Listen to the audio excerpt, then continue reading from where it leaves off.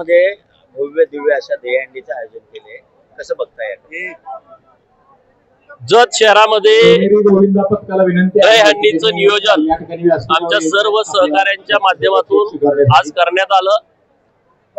अत्यंत उत्स्फूर्त प्रतिसाद आमच्या लाडक्या बहिणी असतील, तरुण मंडळी असतील, लहान लहान मुलं असतील, वडीलधारी मंडळी असतील, अत्यंत मोठ्या प्रमाणामध्ये लोकांनी प्रतिसाद दिलेला आहे. मी सर्व तालुक्यातील मंडळींचं मनापासून आभार व्यक्त करतो. जत मध्ये माननीय ग्रामविकास खात्याचे मंत्री आवर्जून या दहीहंडीला भेट देण्यासाठी आले होते, वेळात वेळ काढून. माननीय जयाभाऊ, माननीय शेतकऱ्यांचे कष्टकऱ्यांचे नेते सदाभाऊ, आमचे सर्व सहकारी मित्र आणि विशेषतः जे अत्यंत लोकांच्या मध्ये लोकप्रिय आहेत ते गायक संजूभाऊ राठोड, दुसरे लोकगायक आहेत की ज्यांचं लोकांच्या मनावरती ज्यांनी अधिराज्य मिळवलेलं आहे. 6,000 ते 7,000च्या वर गाणी त्यांनी आतापर्यंत लॉन्च केलेली आहेत. ते माझे बंधू माननीय साजन भाऊ बेंद्रे ते पण आलेले होते. मुंबईहून डान्स ग्रुप आलेले आहेत. लावणी सादर करणारी आमची भगिनी पण आलेली आहे.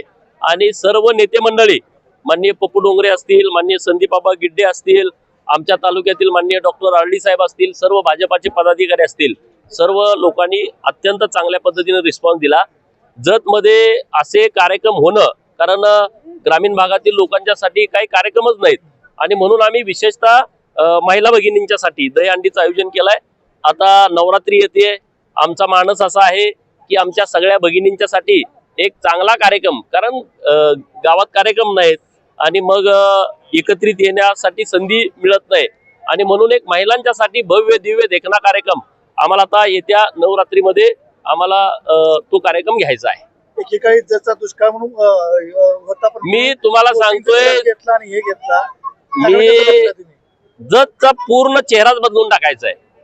जतला दुष्काळी तालुका आहे म्हणायची कुणाची हिंमत राहिली नाही पाहिजे. आणखी मला 2 वर्षाचा फक्त वेळ द्या.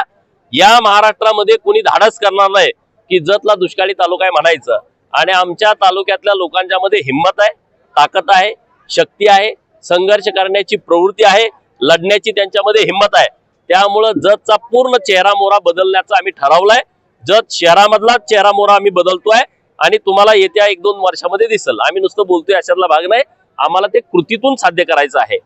आमच्या लोककला जपल्या पाहिजेत. आमच्या ज्या परंपरा आहे, दहीहंडी आमची परंपरा आहे आणि ही परंपरा जपली पाहिजे. या दृष्टिकोनातून या कार्यक्रमाचं आयोजन केलेलं आहे. सर्व सण उत्साहात चांगल्या पद्धतीनं साजरे व्हावेत यासाठी आम्ही सगळेजण प्रयत्नशील आहे.